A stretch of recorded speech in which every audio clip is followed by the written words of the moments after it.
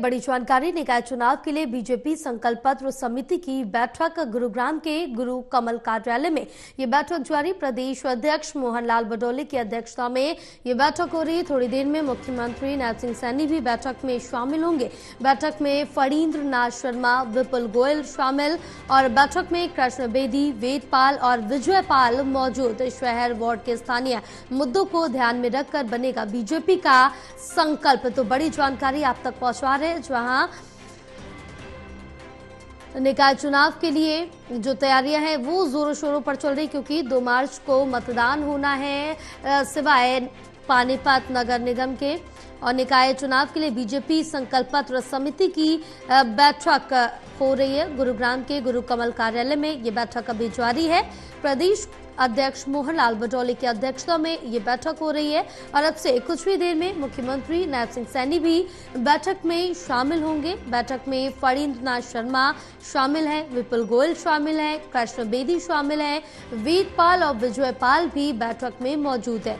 शहर वार्ड के स्थानीय मुद्दों को ध्यान में रखकर बीजेपी का जो संकल्प पत्र है वो बनेगा और उसमें देखना होगा कि निकाय चुनावों के लिए बीजेपी अपने संकल्प पत्र में क्या कुछ दावे वादे करती है। बहरहाल अब निकाय चुनाव के लिए बीजेपी संकल्प पत्र समिति की जो ये बैठक है वो जारी है।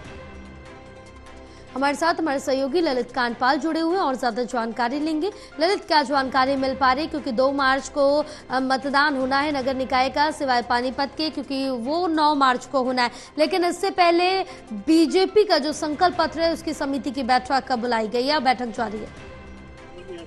बिल्कुल, आपने सही कहा कि संकल्प पत्र समिति की बैठक है और उसमें बैठक जो है शुरू भी हो चुकी है।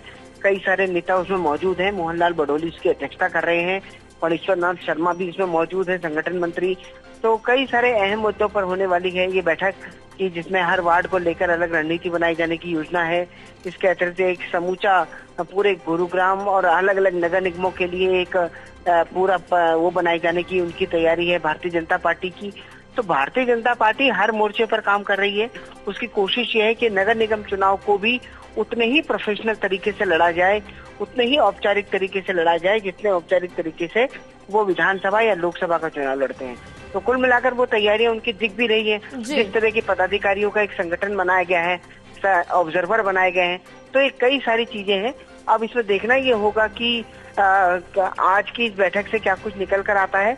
बैठक के बाद जो है वो बताएंगे, मोहनलाल बडोले ये बताएंगे कि आखिरकार क्या बातचीत हुई है, किस किस तरह के मुद्दे हैं, कैसे प्रक्रिया। बिल्कुल, तमाम जानकारी साझा करने के लिए ललित बहुत शुक्रिया आपका।